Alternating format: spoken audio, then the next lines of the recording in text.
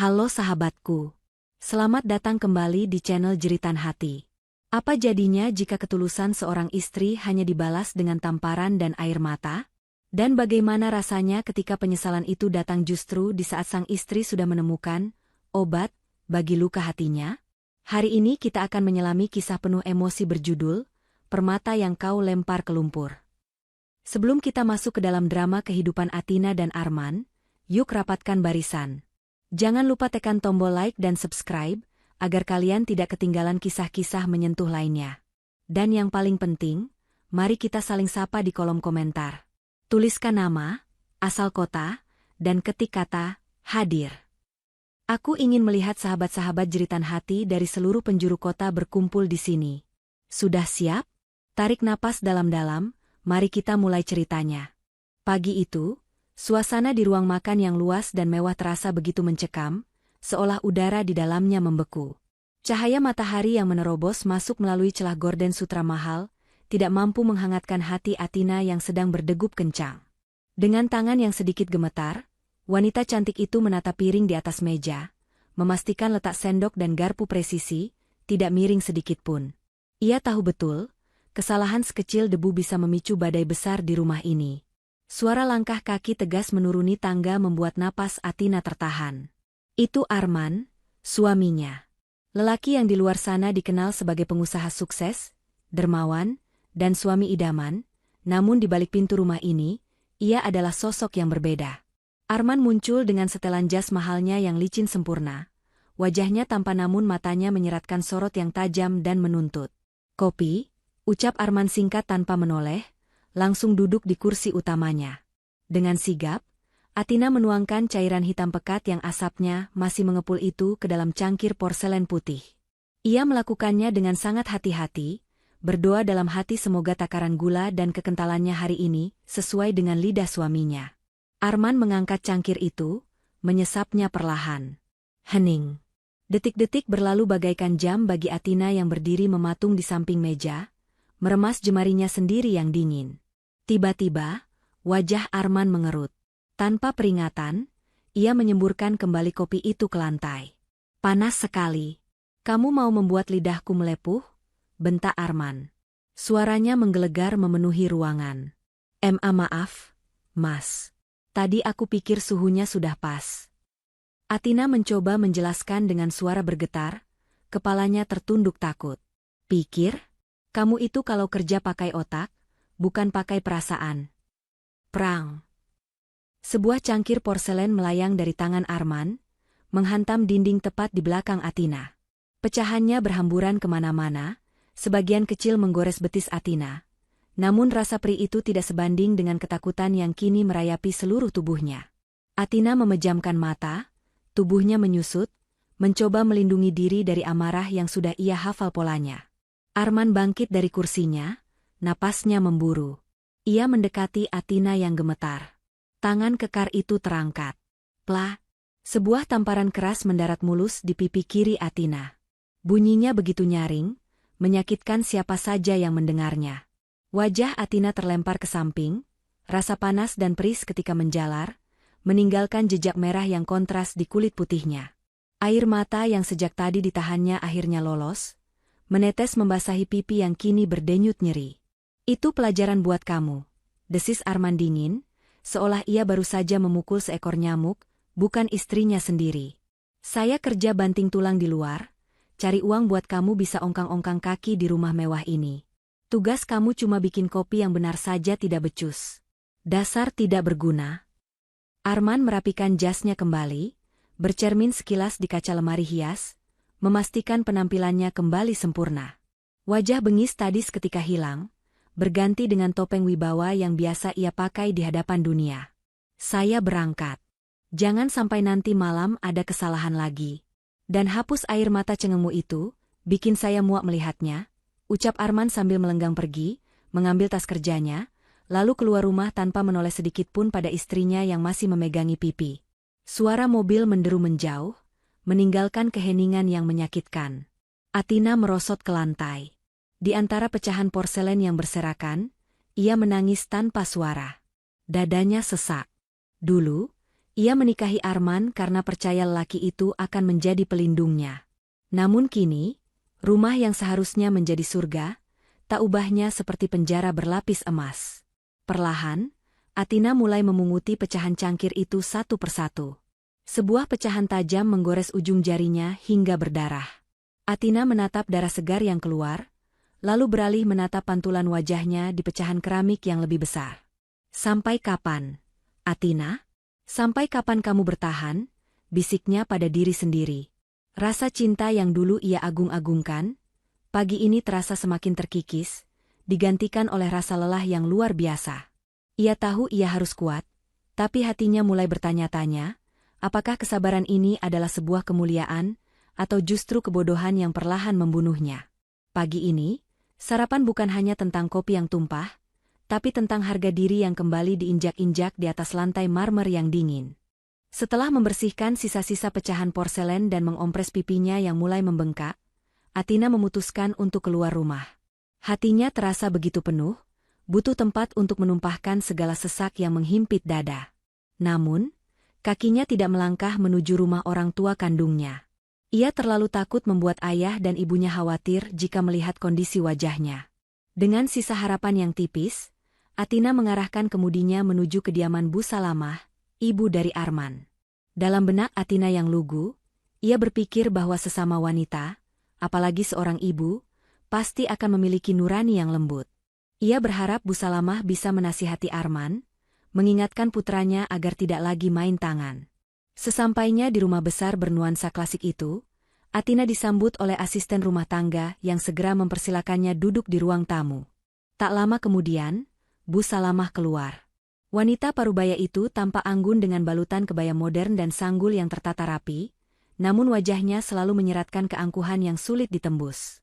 "Tumben pagi-pagi sudah kesini, Athena. Arman mana? Bukannya dia harus ke kantor?"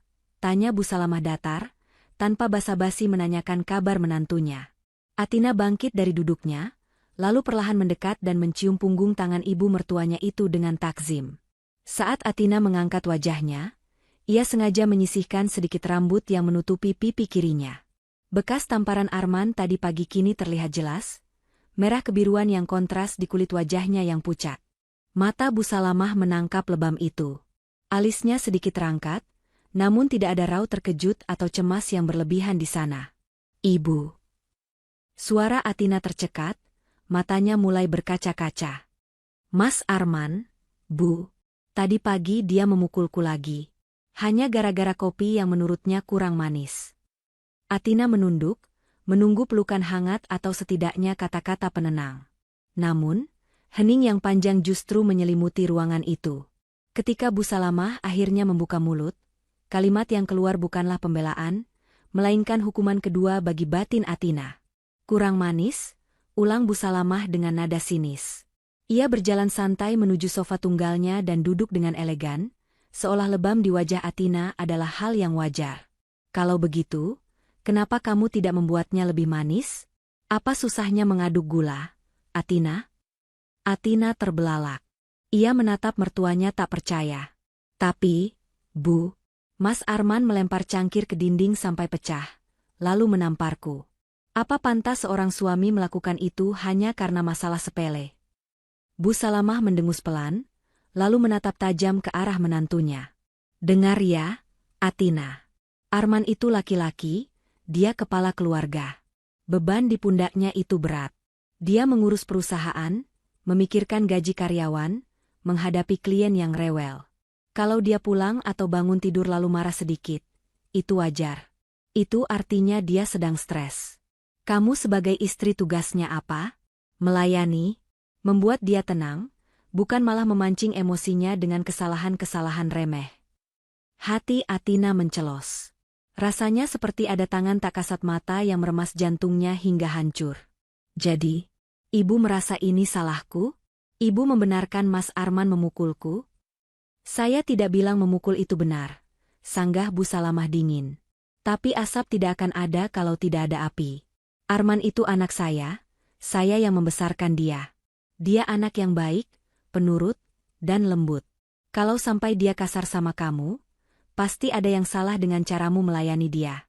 Mungkin kamu kurang cekatan, mungkin kamu membantah, atau mungkin wajahmu itu cemberut terus di depan dia sehingga dia muak.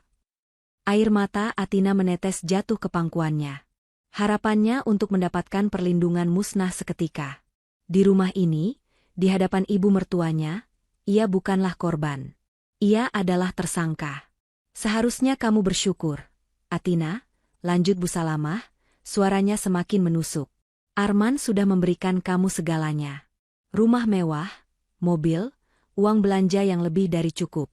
Banyak wanita di luar sana yang antre ingin jadi istri Arman. Jangan karena disentil sedikit saja kamu langsung lari mengadu ke sini seperti anak kecil. Dua salah sedikit. Perbaiki pelayananmu, perbaiki masakanmu, percantik dirimu, maka suami tidak akan marah. Simpel, kan? Bu Salamah kemudian meraih majalah yang ada di meja, memberi isyarat jelas bahwa pembicaraan itu sudah selesai. Sudah, sana pulang. Kompres pipimu itu, jangan sampai tetangga lihat lalu bikin gosip murahan yang mencemarkan nama baik keluarga kita. Ingat, jaga wibawa suamimu. Athena berdiri dengan kaki gemetar. Ia sadar, tidak ada gunanya berdebat. Di mata Bu Salamah, putranya adalah raja yang tak pernah salah, dan Athena hanyalah pelayan yang harus menerima segala perlakuan dengan senyum kepalsuan. Baik, Bu. Maaf sudah mengganggu, ucap Athena lirih. Ia berbalik badan, melangkah keluar dari rumah megah itu dengan perasaan yang jauh lebih hancur daripada saat ia datang. Sinar matahari di luar terasa begitu terik, namun Athena merasa sedang berjalan di dalam lorong gelap yang tak berujung. Kini ia tahu, ia benar-benar sendirian. Di rumahnya ia disiksa fisik, di rumah mertuanya ia dibunuh mental. Tak ada tempat untuk berlari, tak ada telinga yang mau mendengar. Dunia seakan bersekongkol untuk membungkam jeritan hatinya. Sepulang dari rumah Bu Salamah, Athena merasa rumah mewahnya semakin terasa asing. Dinding-dinding tinggi yang dilapisi wallpaper elegan itu seolah menghimpitnya, membuatnya sesak napas. Ia tidak ingin duduk diam di kamar, karena keheningan hanya akan memutar ulang kata-kata menyakitkan mertuanya tadi.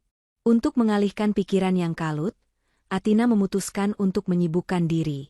Ia berjalan menuju bagian belakang rumah, tepatnya ke gudang penyimpanan barang-barang lama yang sudah jarang dijamah. Gudang itu beraroma debu dan kertas tua.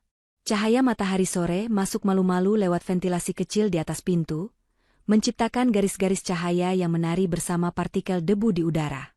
Athena mulai merapikan tumpukan majalah bekas, menyusun kardus-kardus yang miring, dan menyapu lantai.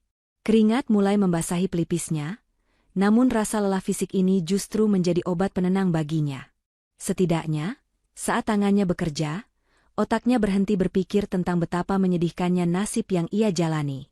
Saat sedang menggeser sebuah lemari kayu jati tua ke sudut ruangan, pandangan Athena tertumbuk pada sebuah kotak kardus berukuran sedang yang terselip di celah sempit antara dinding dan rak buku. Kotak itu terlihat usang, lakbannya sudah menguning termakan usia. Ada tulisan samar di atasnya menggunakan spidol permanen, kenangan masa kuliah. Jantung Athena berdesir pelan. Ia ingat kotak ini. Ini adalah kotak yang ia bawa saat pertama kali pindah ke rumah Arman setelah menikah.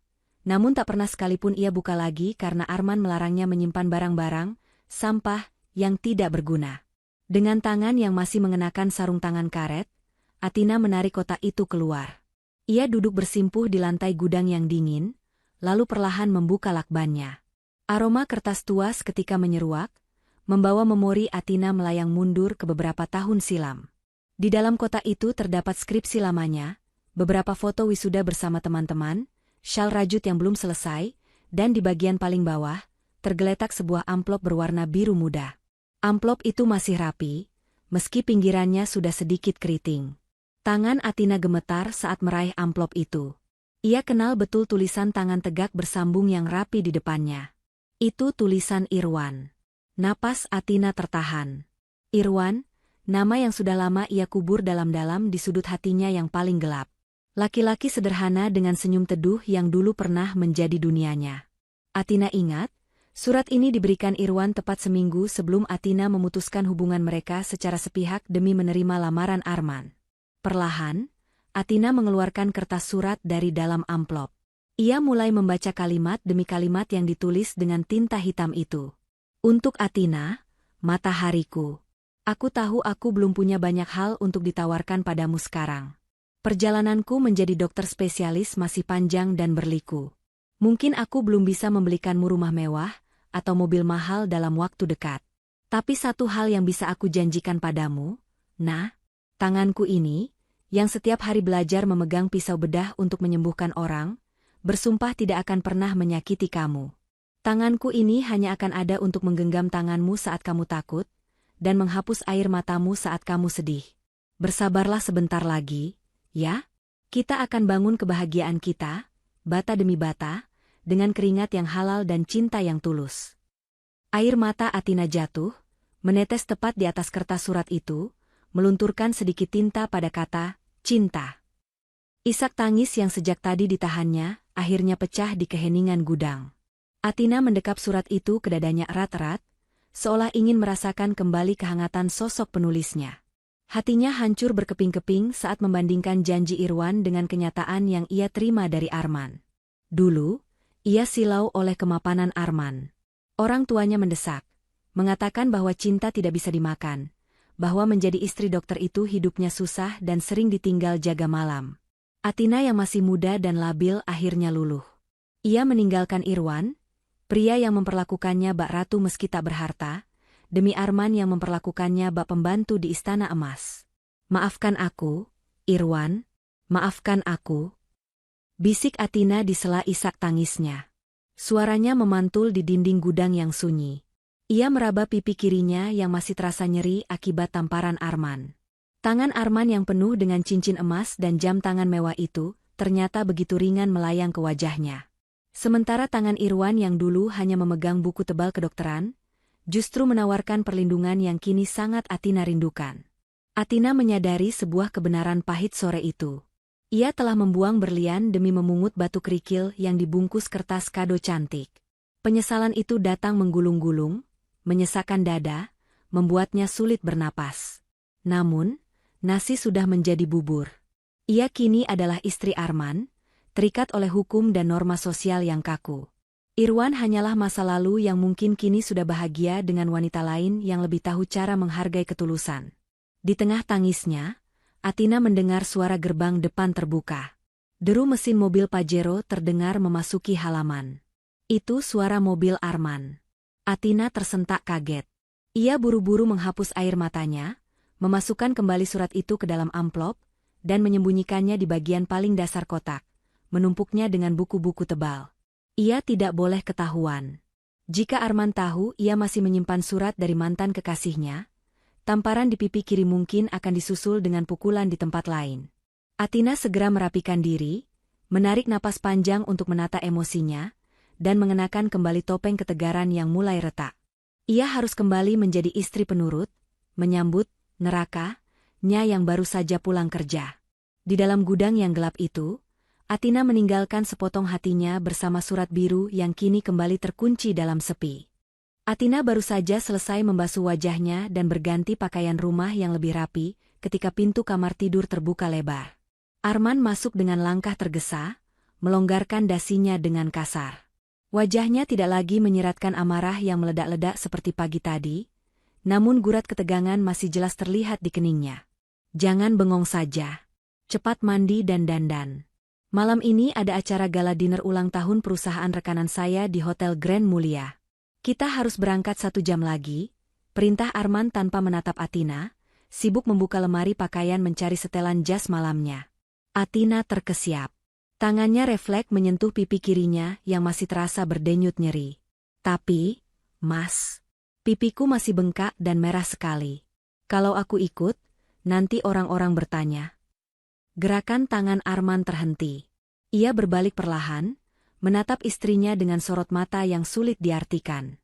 Ia melangkah mendekat, mencengkram dagu Atina, dan memiringkan wajah istrinya ke arah lampu untuk memeriksa bekas tamparannya sendiri. Bukannya rasa bersalah yang muncul, Arman justru berdecak kesal. "Ceka, dasar lemah. Kulitmu itu terbuat dari apa sih?" Disentuh sedikit saja langsung biru begitu. Gerutu Arman, seolah lebam itu adalah cacat produksi, bukan akibat kekerasan yang ia lakukan. "Pokoknya saya tidak mau tahu. Kamu harus ikut." Pak Handoko akan membawa istrinya, jadi saya harus membawa kamu. Kalau saya datang sendiri, mereka akan berpikir rumah tangga kita sedang bermasalah. Itu buruk buat citra saya. Arman melepaskan cengkramannya dengan kasar. Pakai foundation yang tebal. Tutup lebam itu sampai tidak terlihat sedikit pun. Pakai gaun yang saya belikan bulan lalu. Dan ingat, jangan pasang muka sedih seperti orang melayat. Senyum. Kamu itu istri pengusaha sukses, bukan istri tukang minta-minta. Dengan hati yang teriris, Athena menyeret langkahnya menuju kamar mandi. Di bawah guyuran shower, air matanya kembali tumpah, bercampur dengan air hangat yang membasahi tubuhnya. Ia merasa seperti boneka pajangan yang hanya dikeluarkan saat pemiliknya ingin pamer, lalu dilempar kembali ke gudang jika ada sedikit saja cacat yang terlihat. Setengah jam kemudian, Athena duduk di depan meja rias. Tangannya gemetar saat memegang spons bedak. Setiap kali ia menepuk foundation tebal ke atas pipi kirinya, rasa perih menyengat kulit. Namun, rasa sakit di hatinya jauh lebih menyiksa. Ia sedang melukis topeng di atas wajahnya sendiri. Lapisan demi lapisan bedak ia bubuhkan, menutupi jejak kebiadaban suaminya, hingga akhirnya kulit wajahnya terlihat mulus sempurna tanpa celah. Ia memulas lipstik merah menyala untuk mengalihkan fokus orang, lalu memaksakan sebuah senyum kaku di cermin. Cantik, tapi kosong, bisik Athena pada pantulan dirinya sendiri. Perjalanan menuju hotel mewah itu hening. Arman sibuk dengan ponselnya, sementara Athena memandang kosong keluar jendela mobil. Gedung-gedung tinggi Jakarta yang gemerlap seolah mengejek kesepiannya. Sesampainya di ballroom hotel, suasana berubah drastis. Lampu kristal raksasa menggantung di langit-langit, alunan musik jazz menyambut para tamu, dan wangi parfum mahal menyerbak di udara. Begitu mereka melangkah masuk, Arman langsung berubah peran. Ia merangkul pinggang Athena dengan erat, menarik tubuh istrinya menempel padanya. Bagi orang lain, itu terlihat sebagai gestur posesif yang mesra dan romantis. Namun bagi Athena, cengkraman tangan Arman di pinggangnya terasa menyakitkan, seolah kuku-kuku suaminya sedang memberi peringatan diam-diam, jangan buat kesalahan. Selamat malam, Pak Arman. Wah, akhirnya membawa ibu negara juga, sapa seorang pria parubaya bertubuh tambun, salah satu kolega bisnis Arman. Arman tertawa renyah, suara yang terdengar begitu hangat dan bersahabat. Tentu dong, Pak. Istri saya ini kan jimat keberuntungan saya. Kalau tidak ada dia di samping saya, rasanya ada yang kurang. Athena merasa mual mendengar kalimat itu. Jimat keberuntungan? Tadi pagi ia disebut wanita tidak berguna. Athena hanya bisa tersenyum tipis, mengangguk sopan, memainkan perannya sebagai istri pendamping yang manis dan penurut. Bu Athena semakin cantik saja ya. Kulitnya mulus sekali. Pak Arman pasti pintar merawat istri. Puji istri kolega itu sambil menatap kagum. Jantung Athena mencelos. Andai wanita itu tahu bahwa di balik lapisan bedak tebal ini, ada darah beku yang masih terasa nyeri. Ah, ibu bisa saja. Bagi saya, kebahagiaan istri adalah prioritas utama. Apapun yang dia minta, pasti saya turuti. Iya kan, sayang? Arman menoleh pada Athena, menatap matanya dalam-dalam dengan senyum lebar yang tidak mencapai mata. Lalu, tanpa peringatan, Arman mendaratkan kecupan di pipi kiri Athena, tepat di atas lebam yang tertutup bedak. Nyeri hebat seketika menyengat saraf wajah Athena. Ia tersentak kaget, hampir saja meringis kesakitan. Namun, cengkraman tangan Arman di pinggangnya mengeras, menahan tubuhnya agar tidak menjauh. Athena menahan napas, menelan rasa sakit itu bulat-bulat, dan memaksakan diri untuk tetap tersenyum meski sudut matanya mulai berair. Iya, Mas Arman sangat perhatian, jawab Athena lirih, suaranya hampir tak terdengar di antara riuh rendah pesta. Sepanjang malam itu, Athena merasa seperti sedang tercekik. Ia harus berdiri berjam-jam dengan sepatu hak tinggi, mendengarkan obrolan bisnis yang membosankan, dan terus-menerus memamerkan kemesraan palsu. Setiap kali ada yang memuji keharmonisan mereka, rasanya seperti ada pisau yang mengiris ulu hatinya. Ia berada di tengah keramaian, dikelilingi ratusan orang, namun ia merasa lebih kesepian daripada saat sendirian di dalam gudang. Dada Athena mulai terasa sesak sungguhan.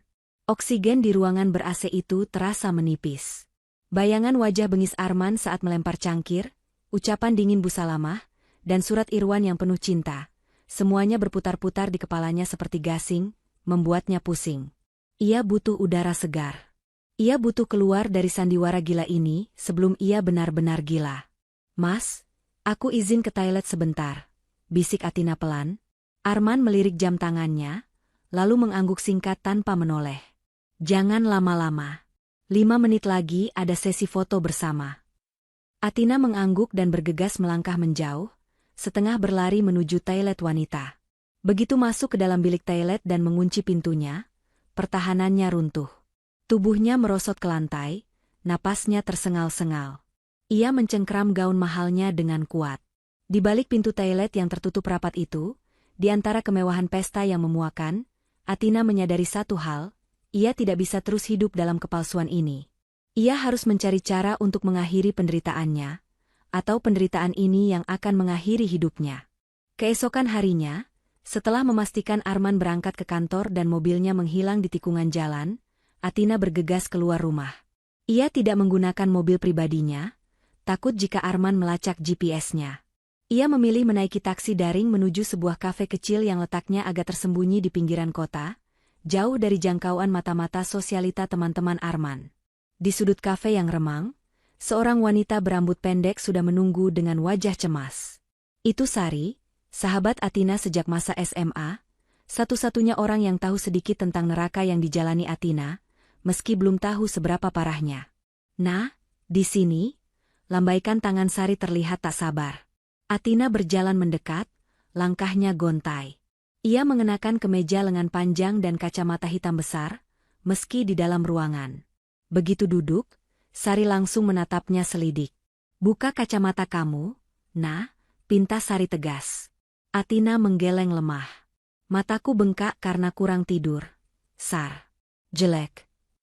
Jangan bohong sama aku. Buka, atau aku tarik paksa, ancam Sari, suaranya bergetar menahan emosi. Dengan ragu, Atina melepaskan kacamata hitamnya. Sari terpekik tertahan, tangannya menutup mulut. Meski sudah ditutupi bedak, sisa lebam di pipi kiri Atina masih membayang. Namun, yang membuat Sari lebih ngeri adalah tatapan mata Atina yang kosong, seolah nyawa di tubuh itu sudah separuh hilang. Ini perbuatan Arman lagi, bisik Sari, air matanya langsung menggenang. Gila. Laki-laki itu benar-benar sakit jiwa. Kemarin dia posting foto mesra kalian di pesta, captionnya, My Lovely Wife. Tapi aslinya dia jadikan kamu samsak tinju. Atina tersenyum miris. Itu belum seberapa, Sar. Perlahan, Atina menggulung lengan kemeja panjangnya sebelah kiri.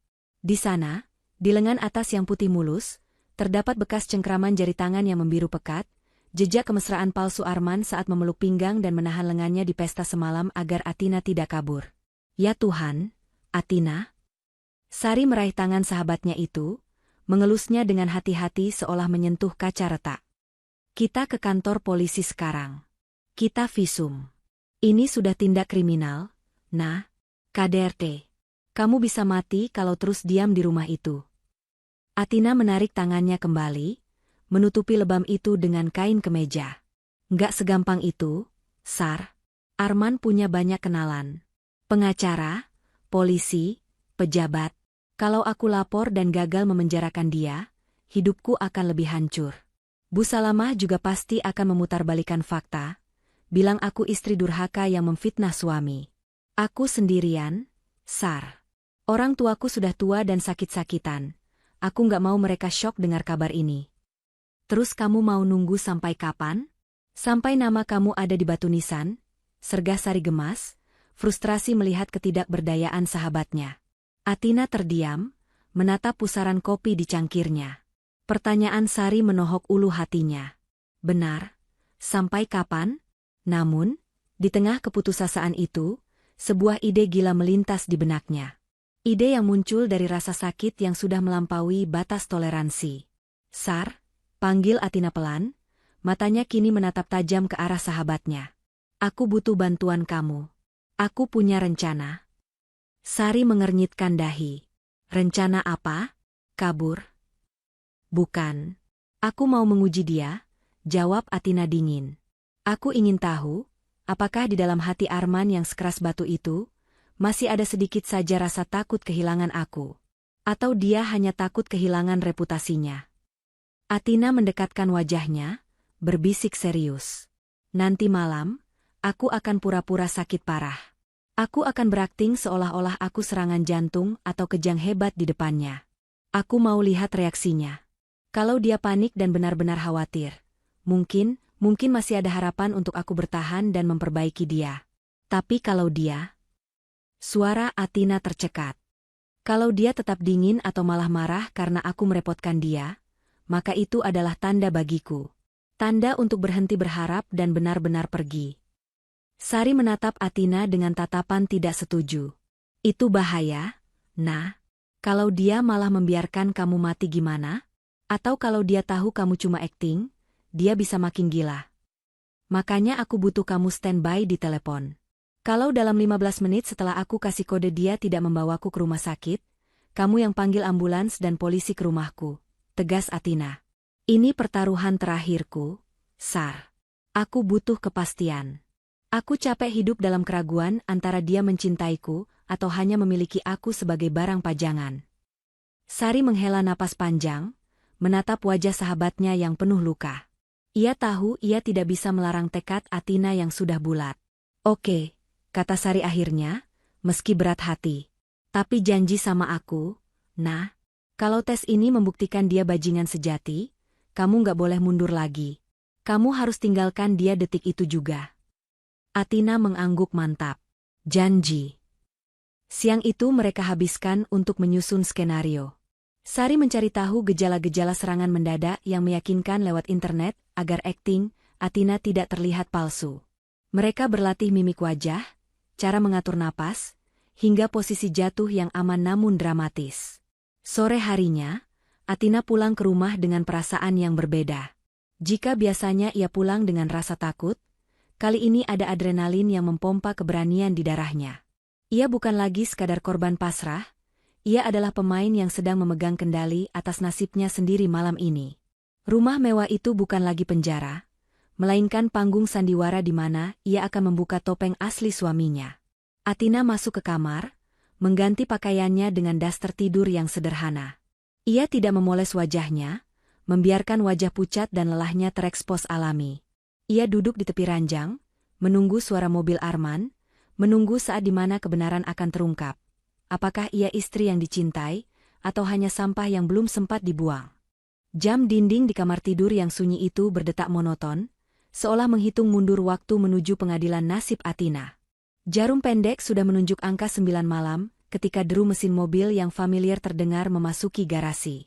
Jantung Atina serasa berhenti sejenak, lalu berpacu liar. Saatnya tiba. Ia menarik napas dalam-dalam, mengatur posisi duduknya di tepi ranjang, mencoba merilekskan otot-otot wajahnya agar terlihat senatural mungkin. Pintu kamar terbuka kasar. Arman muncul dengan wajah merah padam dan napas memburu. Penampilannya berantakan, dasi miring dan lengan kemeja tergulung asal. Aroma alkohol samar tercium bercampur dengan bau keringat, tanda bahwa hari Arman tidak berjalan mulus. Tanpa menyapa, ia melempar tas kerjanya ke sembarang arah. Tas kulit mahal itu menghantam meja rias, menjatuhkan beberapa botol parfum hingga menggelinding di lantai. Sialan, klien bodoh. Berani-beraninya dia membatalkan kontrak di menit terakhir. Maki Arman lantang. Ia menendang kaki kursi dengan penuh emosi. Atina dia mematung, meremas selimut. Biasanya, ia akan langsung bangkit, membawakan air dingin, memijat bahu suaminya, dan melontarkan kata-kata penenang. Tapi malam ini, Atina tidak bergerak. Ia membiarkan keheningan menggantung, membiarkan Arman menyadari ketidakbiasaan itu. Benar saja, Arman menoleh tajam ke arahnya. Matanya menyipit melihat Atina yang hanya duduk diam. Hei, kamu tuli? Suami pulang bukannya disambut, malah duduk bengong seperti patung. Ambilkan air minum. Tenggorokanku kering habis berdebat dengan orang-orang tolol itu. Ini kuncinya. Atina tidak menjawab. Ia mulai menjalankan skenarionya. Tangannya perlahan naik mencengkram dada kirinya. Wajahnya dikerutkan, Mulutnya terbuka sedikit seolah sedang kesulitan meraup oksigen. Athena. Saya suruh ambil minum.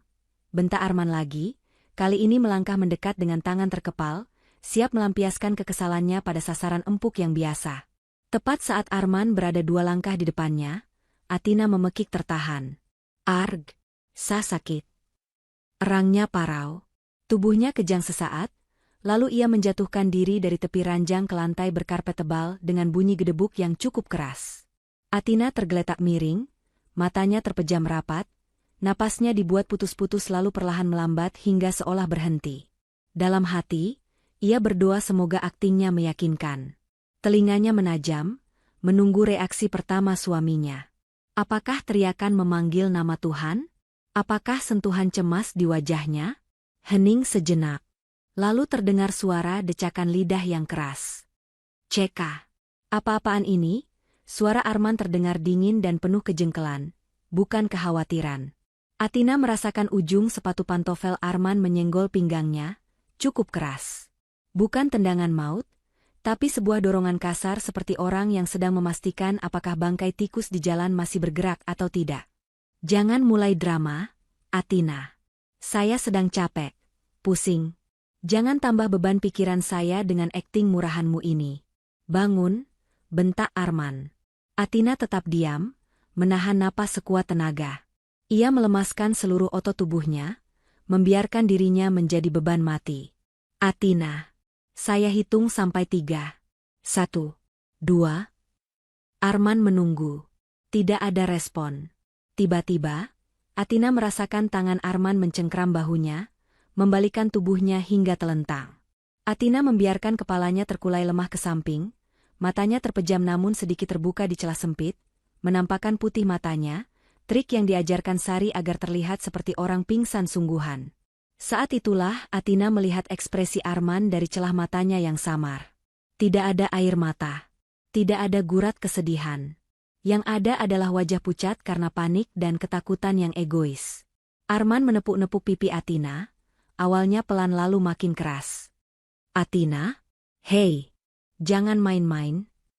Suaranya mulai bergetar, tapi kalimat selanjutnya yang keluar dari mulut Arman benar-benar meruntuhkan sisa harapan Athena hingga ke dasar bumi. Sial! Jangan mati di sini.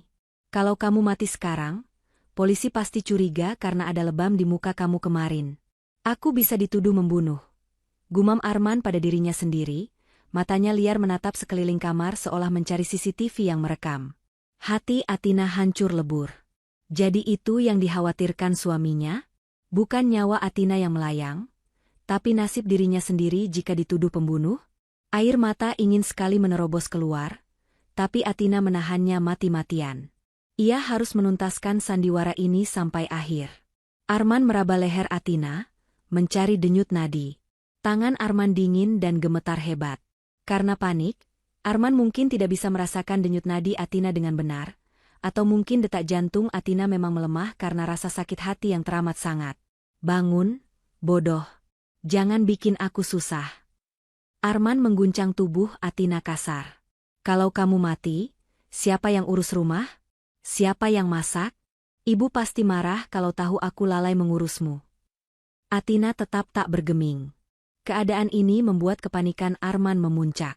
Bayangan berita utama koran, pengusaha muda diduga aniaya istri hingga tewas, menari-nari di kepalanya. Karirnya, reputasinya, nama baik keluarganya, semua terancam hancur hanya karena wanita yang tergeletak di lantai ini. Arg! Arman mengacak rambutnya frustrasi. Ia sadar ia tidak bisa membiarkan Athena begitu saja. Resikonya terlalu besar. Dengan menggerutu panjang lebar, menyumpahi nasib sialnya malam itu, Arman akhirnya membungkuk. Ia menyelipkan tangannya ke bawah punggung dan lutut Athena, lalu mengangkat tubuh istrinya dengan kasar. Tidak ada kelembutan dalam gendongan itu. Kepala Athena sempat terbentur pelan ke dada bidang Arman, tapi suaminya tidak peduli. Merepotkan. Benar-benar istri pembawa sial. Umpat Arman sambil berjalan tergesa keluar kamar, menuruni tangga dengan langkah lebar.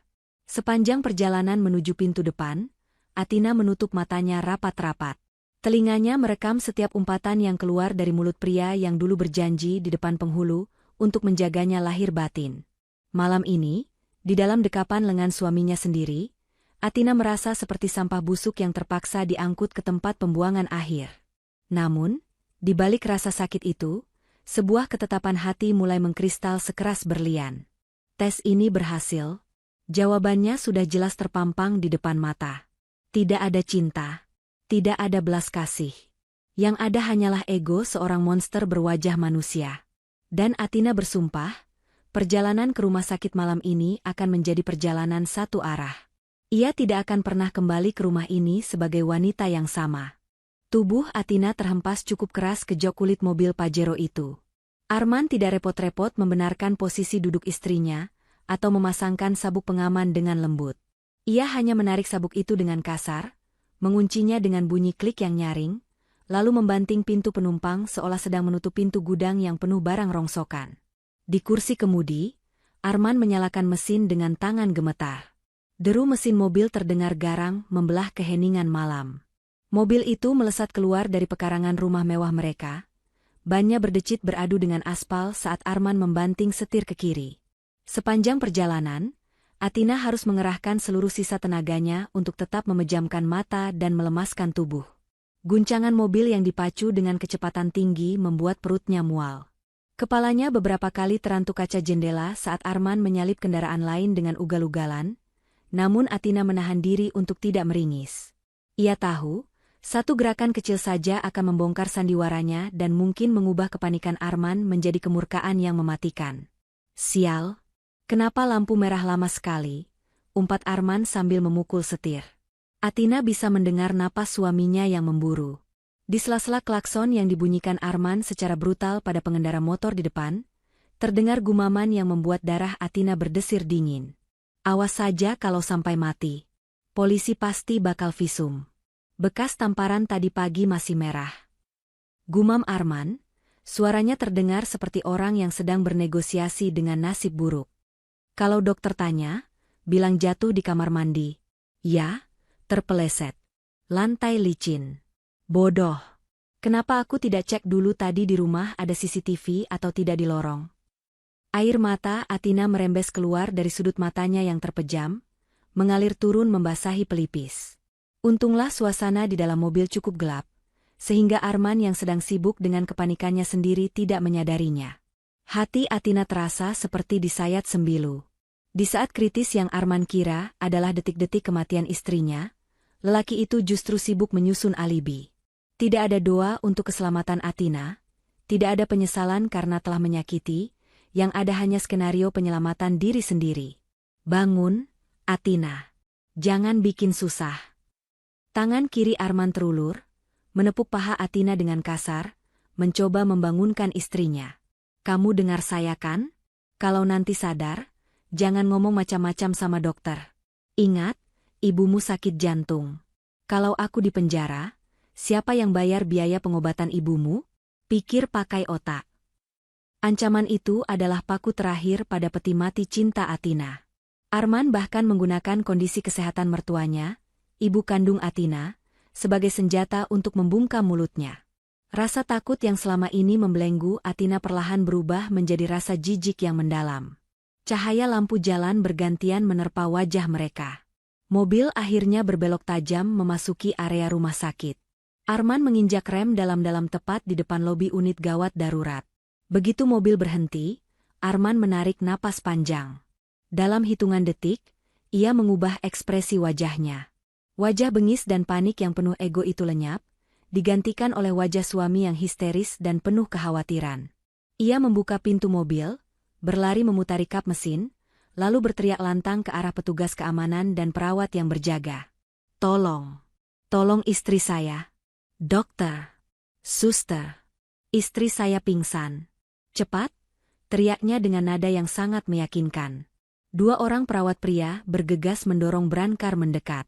Arman membuka pintu penumpang, lalu dengan gaya yang sangat dramatis ia mengangkat tubuh Athena. Kali ini ia melakukannya dengan hati-hati, seolah Athena adalah kaca yang rapuh. Tentu saja, karena sekarang ada banyak mata yang melihat. Sayang, bertahanlah. Mas di sini. Jangan tinggalkan Mas. isak Arman saat membaringkan Athena di atas brankar. Suaranya terdengar parau dan menyedihkan. Jika Athena tidak tahu kebenarannya, mungkin ia akan luluh mendengar suara itu. Namun kini, di telinga Athena, suara itu terdengar seperti racun yang manis. Para perawat langsung mendorong brankar itu masuk ke dalam ruang UGD yang terang benderang dan berbau antiseptik. Arman berlari kecil di samping brankar, menggenggam tangan Athena erat-erat. "Apa yang terjadi, Pak?" tanya salah satu perawat sambil memasang alat pengukur saturasi oksigen di jari Athena. Arman menjawab dengan napas tersengal, air mata buayanya mulai menetes. Saya tidak tahu, Sus. Saya baru pulang kerja, tiba-tiba dia jatuh di kamar. Sepertinya dia terpeleset dan dadanya sesak. Tolong selamatkan dia, Sus. Saya rela bayar berapa saja, yang penting istri saya selamat." Brankar didorong melewati pintu otomatis ruang tindakan. Athena merasakan cahaya lampu neon yang sangat terang menembus kelopak matanya. Suara monitor detak jantung mulai terdengar, bip bip bip, iramanya cepat, menggambarkan detak jantung Athena yang memang sedang berpacu karena adrenalin dan emosi. "Maaf, Pak. Bapak tunggu di luar dulu. Kami akan memeriksa ibu," tegas perawat itu sambil menahan dada Arman agar tidak ikut masuk ke balik tirai pemeriksaan. Arman berhenti, wajahnya memelas. "Tapi saya suaminya. Saya harus menemani dia. Mohon kerjasamanya, Pak. Dokter akan segera datang. Biarkan kami bekerja," ucap perawat itu lagi, lalu menutup tirai hijau tebal itu dengan rapat. Begitu tirai tertutup dan ia terpisah dari pandangan orang banyak, bahu Arman merosot. Ia mengusap wajahnya kasar, menghapus air mata palsunya dengan lengan kemeja. Ia menghela napas lega, bukan karena Athena sedang ditangani, tapi karena ia merasa aktingnya sebagai suami siaga berhasil memukau para penonton di UGD. Arman berjalan mundur, mencari kursi tunggu terdekat. Ia duduk sambil menyandarkan kepalanya ke dinding, kakinya mengetuk-ngetuk lantai dengan gelisah. Ia mengeluarkan ponselnya, mengetik pesan singkat untuk ibunya, "Bu Salamah, Bu, Athena masuk UGD. Pura-pura pingsan kayaknya." Tapi Arman sudah amankan situasi. Doakan tidak ada dokter yang curiga soal luka itu. Sementara itu, di balik tirai, Athena membuka matanya perlahan saat perawat berbalik mengambil stetoskop. Ia menatap langit-langit rumah sakit dengan pandangan kosong. Sandiwara Arman sudah selesai, kini giliran takdir yang mengambil alih. Dan takdir, malam ini, sedang berjalan mendekat dari arah koridor dokter dengan langkah tegap dan jas putih kebanggaannya. Di balik tirai hijau tebal ruang UGD yang memisahkan mereka dari hiruk-pikuk pasien lain, seorang perawat wanita dengan cekatan membersihkan sisa riasan di wajah Athena menggunakan kapas basah. Tindakan itu dilakukan untuk memeriksa warna kulit dan reaksi pupil mata pasien. Saat lapisan bedak tebal dan foundation mahal itu terangkat, perawat itu tersentak pelan. Di bawah sorot lampu pemeriksaan yang terang, lebam merah kebiruan di pipi kiri Athena terekspos dengan sangat jelas, kontras dengan kulit wajahnya yang pucat pasi. Perawat itu menatap Athena dengan pandangan iba, lalu mencatat sesuatu di papan medisnya. Athena, yang kesadarannya masih penuh namun pura-pura terpejam, merasakan perih saat kapas dingin menyentuh luka itu. Hatinya berdesir, malu sekaligus lega karena bukti kekerasan itu akhirnya dilihat orang lain. "Dokter, pasien di bed 3 sudah siap diperiksa. Tanda vital stabil, tapi ada jejak trauma fisik di wajah," lapor perawat itu pada seseorang yang baru saja menyibakkan tirai. Langkah kaki tegas mendekat ke sisi ranjang. Aroma parfum maskulin yang lembut dan familiar tiba-tiba menyapa indera penciuman Athena. Aroma kayu cendana bercampur mint, aroma yang dulu selalu menjadi tempatnya pulang saat lelah. Jantung Athena berdegup kencang, bukan karena sakit, tapi karena ingatan yang menyeruak paksa. Athena memberanikan diri membuka matanya sedikit, sangat sedikit, hanya sebatas celah sempit di antara bulu matanya. Dunia seakan berhenti berputar.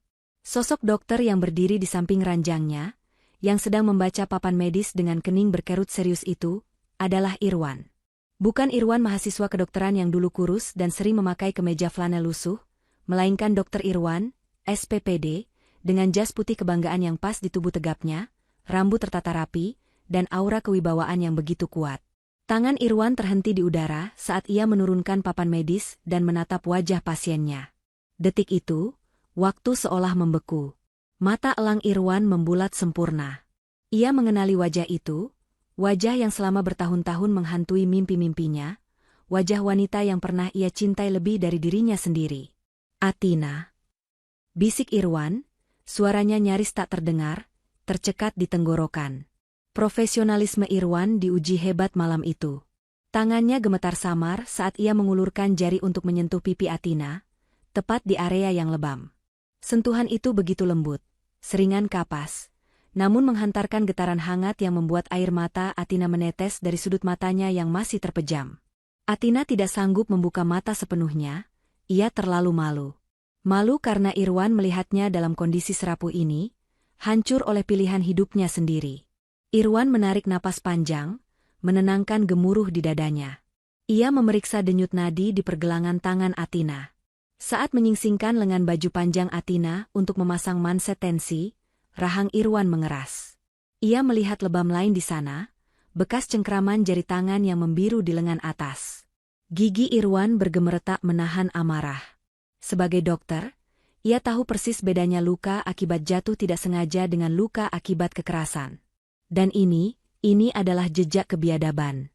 Sus, panggil Irwan dengan suara berat dan dingin. Panggil suami pasien. Sekarang. Perawat itu mengangguk cepat, merasakan perubahan aura sang dokter yang tiba-tiba menjadi menakutkan, lalu bergegas keluar tirai. Di luar, Arman sedang duduk gelisah sambil mengetuk-ngetukkan kakinya ke lantai. Ia sudah menyiapkan skenario jawaban jika dokter bertanya macam-macam. Terpeleset di kamar mandi, gumamnya berulang kali seperti mantra. Keluarga Ibu Athena, panggil perawat. Arman langsung melompat bangkit, memasang wajah sedih terbaiknya. Saya, Sus. Saya suaminya. Bagaimana keadaan istri saya? Dokter ingin bicara dengan Bapak. Silakan masuk, ucap perawat itu sambil membuka jalan. Arman melangkah masuk dengan percaya diri. Ia membayangkan akan bertemu dokter jaga muda yang mudah digertak, atau dokter tua yang gampang dibohongi. Ia sudah siap dengan air mata buayanya. Arman menyibakkan tirai dengan gerakan dramatis, langsung menghambur ke sisi ranjang tanpa melihat wajah sang dokter terlebih dahulu. Ia menggenggam tangan Athena yang terkulai. Sayang, bangun, nak, Mas di sini. Jangan bikin Mas khawatir setengah mati begini, ucap Arman dengan nada bergetar yang dibuat-buat. Matanya melirik ke arah dokter untuk memastikan aktingnya dilihat. Dok, tolong lakukan yang terbaik. Biaya bukan masalah. Istri saya ini nyawa saya, dok. Tadi dia terpeleset di kamar mandi, dadanya terbentur. Terpeleset? Potong sebuah suara bariton yang tenang namun tajam menghunus. Arman menoleh. Senyum kepalsuan di bibirnya seketika lenyap tak berbekas. Wajahnya memucat, darah seolah tersedot habis dari kepalanya. Kakinya lemas, nyaris membuatnya terjungkal ke belakang. Di hadapannya, berdiri tegak sambil melipat tangan di dada, adalah Irwan. Pria yang dulu ia remehkan saat melamar Athena. Pria yang dulu ia hina sebagai mahasiswa miskin yang tak punya masa depan. Kini pria itu berdiri menjulang dengan stetoskop menggantung di leher, menatap Arman dengan sorot mata yang jauh lebih tajam daripada pisau bedah manapun. Tatapan itu bukan tatapan seorang dokter kepada keluarga pasien, melainkan tatapan seorang hakim kepada terdakwa yang sudah divonis bersalah. Irwan, gagap Arman, suaranya hilang ditelan ketakutan. Irwan tidak menjawab sapaan itu. Ia melangkah maju satu langkah, membuat Arman refleks mundur karena terintimidasi. Irwan menunjuk wajah Athena yang lebam dengan dagunya. Kau bilang dia terpeleset, Arman? Tanya Irwan datar, namun nada suaranya mengandung ancaman yang mengerikan. Sejak kapan lantai kamar mandi bisa mencetak bentuk jari tangan manusia di lengan atas seseorang? Dan sejak kapan benturan lantai bisa menyebabkan retakan spesifik di tulang pipi yang polanya sama persis dengan hantaman punggung tangan? Arman menelan ludah yang terasa sesepekat pasir. Keringat dingin sebesar biji jagung mulai bermunculan di pelipisnya. Ia mencoba mencari kata-kata, mencoba membela diri, tapi lidahnya keluh. Aura dominasi yang dipancarkan Irwan begitu kuat, meruntuhkan arogansi Arman dalam sekejap. Saya itu, Dia memang sering ceroboh. Dok, Irwan maksud saya? Arman terbata-bata, matanya liar mencari jalan keluar. Hentikan omong kosongmu, potong Irwan dingin. Ia mengambil hasil röntgen yang baru saja diantar asistennya, lalu melemparkannya ke atas meja di samping Arman. Bunyi hempasan amplop coklat itu membuat Arman tersentak. Aku bukan dokter bodoh yang bisa kau tipu dengan air mata palsumu itu. Aku tahu anatomi tubuh manusia, dan aku tahu persis bagaimana cara kerja seorang pengecut yang berani memukul wanita. Irwan mencondongkan tubuhnya, menatap lurus ke manik mata Arman yang gemetar. Dulu, aku mundur karena aku pikir kau bisa memberinya istana. Ternyata kau hanya memberinya neraka. Suasana di dalam bilik tirai itu mencekam. Athena, yang mendengar semua percakapan itu, merasakan air matanya mengalir semakin deras membasahi bantal. Ia mendengar ketegasan dalam suara Irwan, sebuah pembelaan yang selama bertahun-tahun ia rindukan namun tak pernah ia dapatkan dari siapapun, bahkan dari orang tuanya sendiri. Malam ini, di ruang UGD yang dingin, kebenaran mulai terungkap, menelanjangi kebohongan Arman di hadapan masa lalu yang kini kembali sebagai pengadil. Suasana di dalam bilik UGD itu terasa semakin menyesakkan bagi Arman.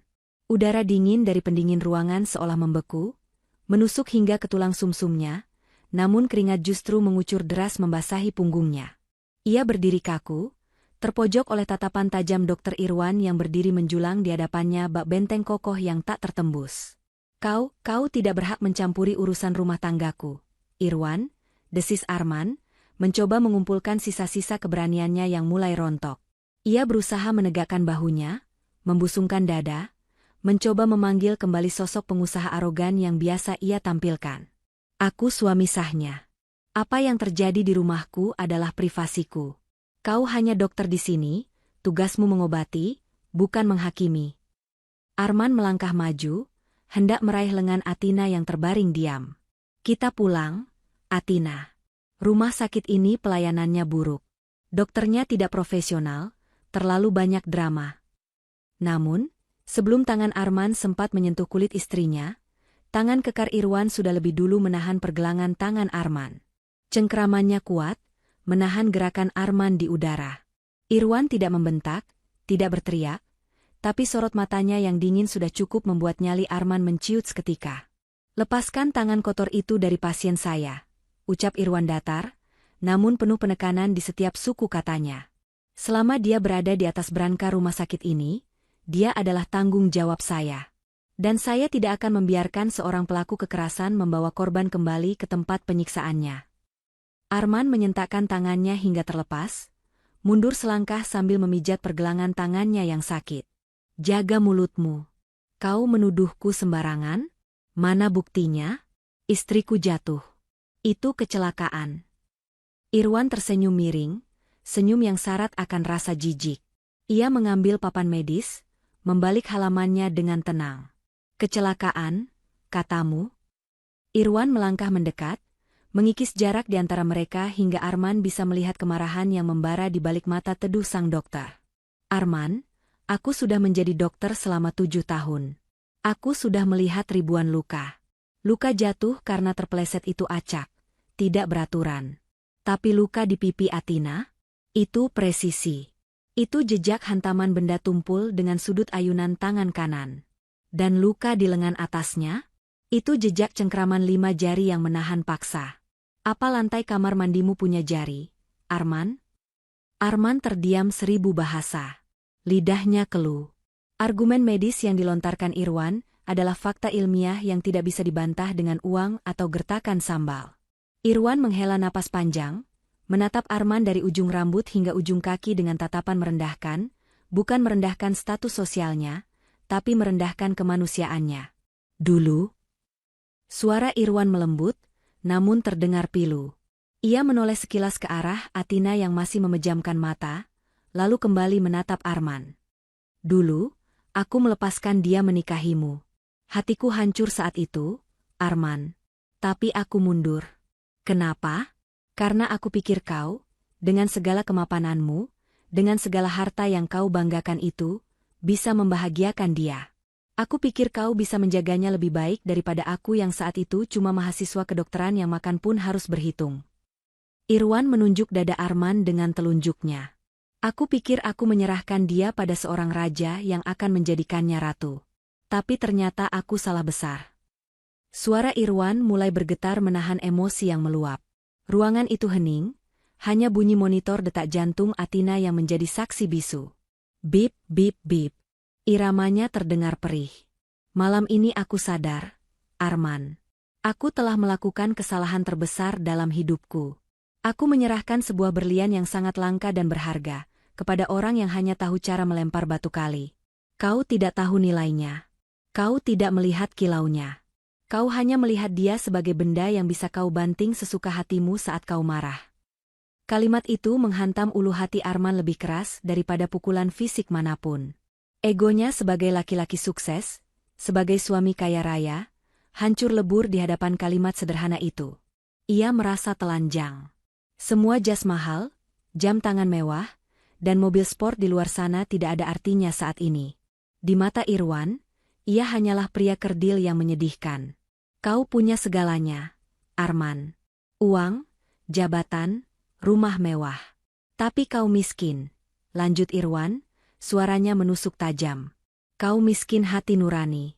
Kau pikir dengan membelikan dia gaun mahal, itu bisa menghapus rasa sakit tamparanmu? Kau pikir dengan memberinya makan enak, itu bisa mengobati hatinya yang kau injak-injak setiap hari? Arman menunduk. Wajahnya merah padam karena malu yang teramat sangat. Ia ingin marah, ingin memukul Irwan, tapi kakinya terpaku di lantai. Kebenaran itu terlalu menyilaukan hingga ia tidak sanggup menatapnya. Aku. Arman mencoba bersuara, tapi suaranya tercekat. Keluar, potong Irwan dingin, tanpa menoleh lagi. Ia kembali fokus memeriksa selang infus Athena, seolah Arman sudah tidak ada, seolah Arman hanyalah debu yang mengganggu sterilitas ruangan. Tunggu di luar. Urus administrasi atau hubungi pengacaramu. Lakukan apa saja yang biasa dilakukan pengecut sepertimu. Tapi jangan berani-berani masuk ke tirai ini lagi sampai polisi datang. Arman berdiri mematung beberapa detik, napasnya memburu tak beraturan. Ia melirik Athena sekilas. Istrinya masih terbaring diam, namun Arman bisa melihat setitik air mata mengalir turun dari sudut mata istrinya yang terpejam. Pemandangan itu, ditambah dengan kata-kata Irwan barusan, menjadi tamparan balik yang telak bagi Arman. Dengan langkah gontai dan bahu merosot, Arman berbalik. Ia menyeret kakinya keluar dari bilik tirai, meninggalkan wibawanya yang hancur berserakan di lantai UGD. Ia berjalan melewati perawat-perawat yang menatapnya dengan curiga, menuju ruang tunggu yang dingin dan sepi. Sepeninggal Arman, keheningan kembali menyelimuti bilik itu. Irwan menghela napas berat, bahunya sedikit turun, melepaskan ketegangan yang tadi ia pertahankan. Ia menatap wajah Athena dengan sendu. Perlahan, tangan Irwan terulur, mengambil tisu di meja nakas, dan dengan sangat hati-hati menghapus air mata yang mengalir di pipi Athena. Dia sudah pergi, nah, bisik Irwan lembut, suaranya berubah hangat, kembali menjadi Irwan yang dulu Athena kenal. Kau tidak perlu berpura-pura tidur lagi. Kau aman sekarang. Kelopak mata Athena bergerak perlahan. Dengan berat, ia membuka matanya. Pandangannya kabur oleh air mata. Namun ia bisa melihat wajah teduh Irwan yang menatapnya penuh kekhawatiran dan kasih sayang. Momen itu adalah momen awakening bagi Athena. Kata-kata Irwan tadi bukan hanya menghancurkan Arman, tapi juga membangunkan jiwa Athena yang selama ini mati suri. Ia sadar sekarang. Ia adalah berlian. Dan berlian tidak seharusnya berada di lumpur. Athena menatap Irwan dengan mata yang masih basah. Dalam keheningan bilik UGD itu, ribuan kata yang tak terucap seolah melayang di udara, menyampaikan rindu dan penyesalan yang tertunda bertahun-tahun. Terima kasih, Wan. Bisik Athena serak. Terima kasih sudah membela aku, di saat aku bahkan tidak berani membela diriku sendiri. Irwan tersenyum tipis, senyum yang menenangkan badai di hati Athena. Ia tidak menjawab dengan kata-kata puitis, melainkan dengan tindakan nyata. Ia mengambil segelas air hangat, membantu Athena minum dengan telaten.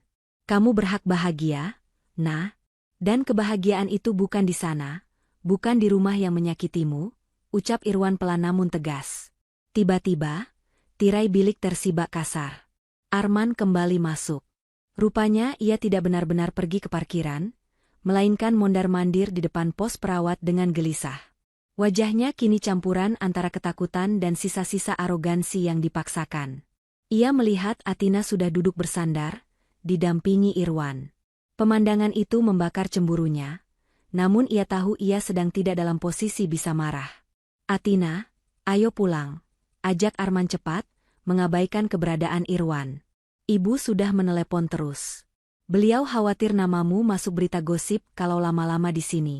Mobil sudah siap di depan lobi. Arman melangkah mendekat, mengulurkan tangannya hendak meraih jemari Athena. "Ayo, Dek. Kita selesaikan masalah ini di rumah. Jangan bikin malu keluarga dengan drama rumah sakit begini." Untuk pertama kalinya dalam 3 tahun pernikahannya, Athena tidak menyambut uluran tangan itu. Ia justru menarik tangannya menjauh, melipatnya di dada. Ia menatap wajah suaminya, wajah yang dulu ia puja, namun kini hanya terlihat seperti topeng yang retak. "Tidak, Mas," jawab Athena. Suaranya pelan, tapi terdengar sangat jelas dan mantap di ruangan itu. Arman ternganga, tangannya menggantung canggung di udara. "Apa maksudmu tidak? Aku suamimu. Aku perintahkan kita pulang sekarang." Athena menggeleng perlahan. Ia menarik napas panjang, menghirup keberanian yang diberikan oleh kehadiran Irwan di sampingnya. "Suami itu pelindung, Mas. Bukan pemukul," ucap Athena, matanya menatap lurus ke manik mata Arman tanpa rasa takut. "Selama ini aku diam. Aku pikir kalau aku sabar, kalau aku menuruti semua kemauanmu dan ibumu, kamu akan berubah. Aku pikir kalau aku jadi istri yang sempurna, tamparan itu akan berhenti. Tapi ternyata aku salah. Semakin aku diam, semakin kamu merasa berhak menyakiti aku." "Nah, jangan melantur. Itu cuma emosi sesaat." Arman mencoba membela diri, keringat dingin mulai bercucuran. "Emosi sesaat yang terjadi setiap hari," potong Athena tajam. "Lihat aku, Mas. Lihat wajahku. Lihat tanganku. Ini karya senimu. Kamu bilang aku berlian saat melamarku dulu, tapi nyatanya kamu memperlakukan aku lebih rendah dari sandal rumahmu." Athena menoleh sekilas ke arah Irwan, lalu kembali menatap Arman dengan tatapan perpisahan. "Tadi Dokter Irwan benar. Kamu sudah membuang permata ke dalam lumpur. Dan sekarang, permata itu sudah sadar. Aku tidak akan kembali ke lumpur itu lagi. Pulanglah, Mas. Bawa semua hartamu, bawa egomu, bawa ibumu yang selalu merasa paling benar itu. Aku tetap di sini." Kamu mau cerai? Hanya karena masalah sepele ini?" Suara Arman meninggi, panik mulai menguasai dirinya. Bayangan hidup tanpa Athena, tanpa ada yang melayaninya, tanpa ada samsak tinju untuk emosinya, dan skandal perceraian yang akan menghancurkan citranya, membuatnya ketakutan. Athena tersenyum miris. "Bagi kamu nyawaku adalah hal sepele. Itulah kenapa kita selesai." Athena kemudian menoleh kepada Irwan. "Dokter, tolong. Saya merasa terancam dengan kehadiran orang ini. Tolong minta dia keluar." Irwan mengangguk tegas. Ia menekan tombol darurat di dinding. Dalam hitungan detik, 2 orang petugas keamanan bertubuh kekar masuk ke dalam bilik. "Pak, tolong bawa orang ini keluar. Dia mengganggu ketenangan pasien saya," perintah Irwan dingin. "Apa-apaan ini? Lepas. Saya suaminya. Athena, kamu tidak bisa begini." Arman berteriak-teriak saat kedua lengannya dicekal oleh petugas keamanan. Ia meronta, mencoba bertahan, tapi tenaganya kalah jauh. Ia diseret mundur menjauhi ranjang. Mata Arman terkunci pada pemandangan terakhir sebelum ia ditarik keluar tirai. Athena yang sedang menatapnya dengan wajah dingin tanpa ekspresi, dan Irwan yang berdiri tegap di sampingnya seperti benteng pelindung yang tak tertembus. Arman melihat apa yang telah ia sia-siakan. Ia melihat ketenangan yang hilang. "Athena A?" teriak Arman putus asa, namun suaranya menghilang di telan pintu otomatis UGD yang tertutup. Arman dilepaskan di lobi luar rumah sakit. Ia terhuyung, hampir jatuh. Orang-orang menatapnya dengan pandangan aneh. Di bawah cahaya lampu jalan yang remang, Arman jatuh terduduk di trotoar. Hening. Tidak ada lagi Athena yang menyambutnya dengan teh hangat. Tidak ada lagi Athena yang memijat kakinya. Tidak ada lagi Athena yang menutupi aibnya. Ponselnya berdering, nama, ibu, muncul di layar. Arman menatap layar itu dengan pandangan kabur. Ia sadar, ia baru saja kehilangan satu-satunya wanita yang tulus mencintainya demi ego dan keangkuhan yang kini tak berharga. Di tengah dinginnya malam, penyesalan itu datang menghantam, meremukkan dadanya, namun semua sudah terlambat. Pintu hati Athena sudah tertutup rapat, terkunci dari dalam, dan kuncinya telah ia patahkan sendiri. Di dalam ruang UGD, Athena menghela napas panjang, seolah melepaskan beban bertonton dari pundaknya. Ia menoleh ke arah Irwan dan tersenyum. Kali ini senyum yang tulus, meski bercampur air mata. Terima kasih sudah menangkapku saat aku jatuh, Dok, bisik Athena. Irwan membalas senyuman itu dengan tatapan hangat. Sama-sama. Sekarang, mari kita sembuhkan lukamu. Satu persatu. Athena tahu jalan ke depan tidak akan mudah, tapi untuk pertama kalinya setelah sekian lama, ia tidak lagi merasa sendirian. Ia telah menemukan kembali harga dirinya yang sempat hilang. Tamat. Pesan moral cerita ini. Hargai pasanganmu, jangan pernah menyia-nyiakan ketulusan seseorang yang mencintaimu. Pasangan adalah anugerah untuk dijaga, bukan objek untuk pelampiasan emosi. Kekerasan bukan cinta, tidak ada alasan yang membenarkan kekerasan dalam rumah tangga, KDRT. Cinta seharusnya melindungi dan memberi rasa aman, bukan melukai fisik maupun batin. Penyesalan selalu terlambat, hargai apa yang kamu miliki sebelum ia pergi. Ketika seseorang yang tulus sudah lelah dan memutuskan untuk berhenti peduli, tidak ada air mata penyesalan yang mampu memulihkannya kembali. Berani bicara, bagi para korban, diam bukanlah emas. Keberanian untuk bersuara dan meninggalkan lingkungan toksik adalah langkah awal menuju kebahagiaan dan keselamatan diri.